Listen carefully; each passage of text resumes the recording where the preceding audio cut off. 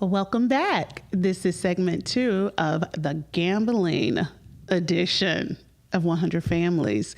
Listen, we have a great guest here, Vena Schexnayder.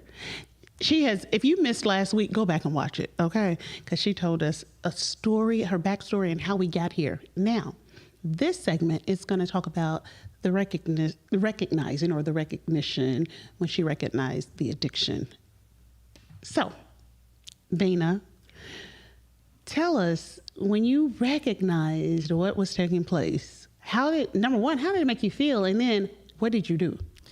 So, full transparency, you all know that I am a mental health professional / addictions counselor. Like, that's my day job. That's what I do. You. Mm-hmm. It's normally for substance use, alcohol, and drugs. And so that, I quickly found out, looks really different than what a gambling addiction or compulsive gambling looks like in the behavior. Some of them are similar, right? But some of them are a little bit different. And so I kind of didn't have a point of reference for what that looks like. And I guess that's why I was really caught off guard. Yeah. Besides, as you heard last week, about the account being negative. And then I was, recognized that there may be an issue here. Something is wrong. So it started with literally a conversation with my husband coming home that night and saying, hey, I lost a little bit of money. I'm really stressed out at work. I need to talk to you about it. And I said, okay, well, how bad has it been? And then he kind of revealed to me that he had lost a lot more that I really didn't pay attention to. And he thought that it was a problem. And so I turned my counselor brain on and I'm like, all right, well, I've got resources for everything and everybody. We're going to make some calls. Yeah. We're going to make some calls. And then so a few days later, sit down and say, all right, this is the plan. We're going to make the call. We call the 1-800 number.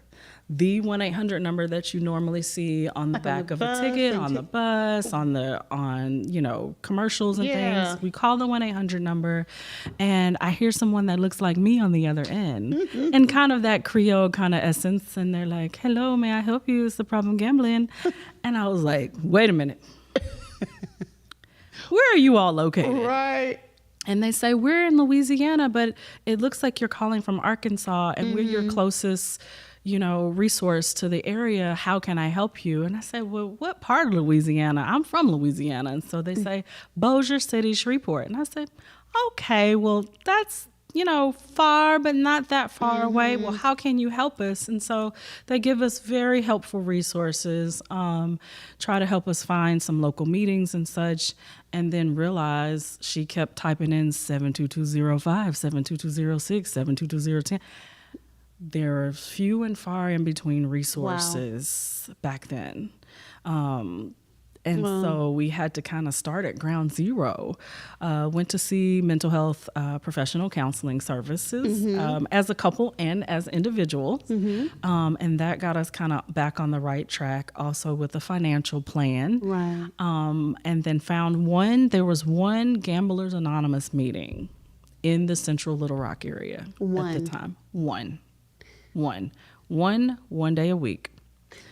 And why is that? I mean, and you're probably going to get into that, but it's just like, wow.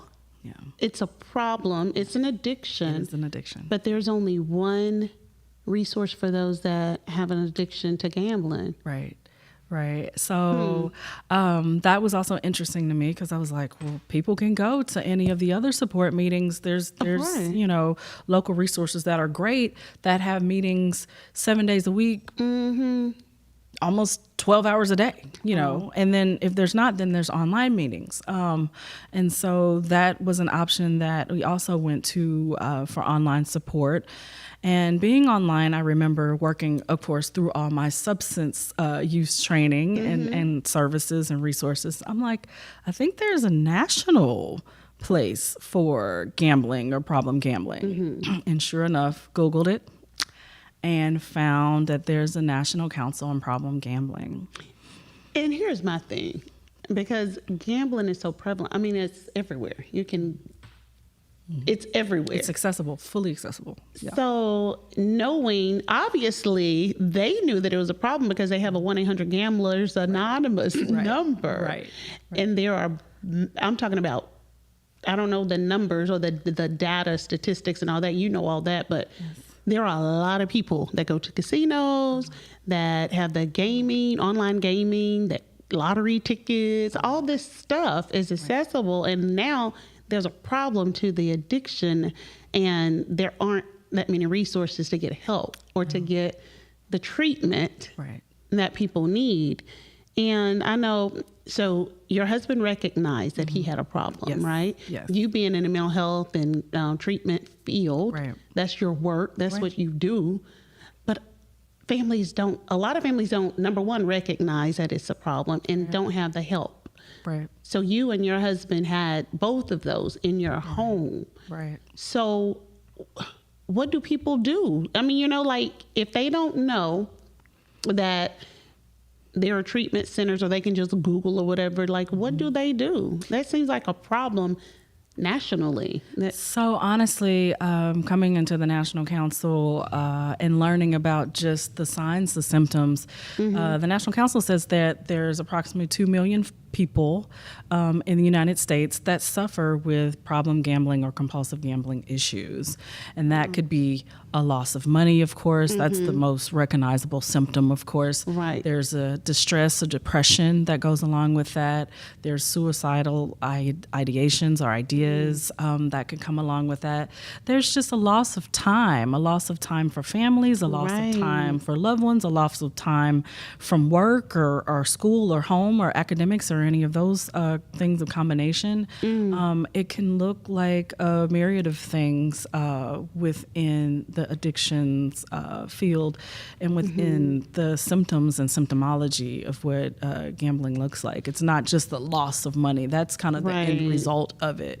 And that's the hard thing, though, because you think about treatment for alcohol or drug abuse or something, but that can wear on your body. Right. So it's like a physical, you can see it. Right. On the outer appearance of, or even with, the way you act, if you're drunk from alcoholism, it's like you can see the physical appearance of an addiction. It's right there. It's in your face. But this, not so much. Right. We call it the silent addiction. Wow. Because people, of course, there's also what we call like co-occurring disorders where it could be mental health and substance, or mental health and gambling, or mental health and other sexual hyperactivities or such, those kind of things. But in our field, in our profession for problem gambling, we call it the silent addiction because it's that. It's that.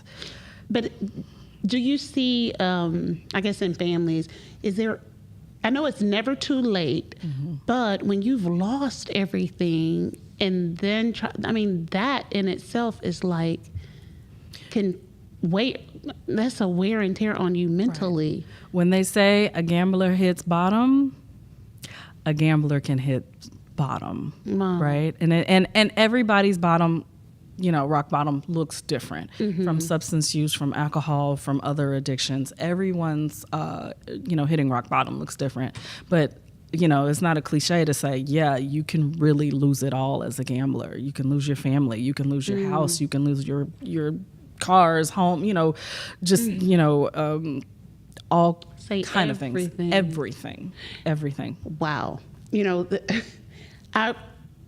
I am just, even though we've talked a little bit about it, I'm kind of just like, wow, the on a national level, it seems like this should have been more, not that they don't take it serious, but they should have looked at this, I think, just like treatment for any addiction, right? Right. So you've shared so much with us. When we come back for our next segment, I want you to kind of go into how you got here, because I know your history of the the mental health and the addiction world and that. But we're going to talk about some statistics, some data, and we're also going to talk about this national DC trip you just, Okay. that you took. So I want you guys to tune back in with us for segment 3. You don't want to miss this information. See you soon.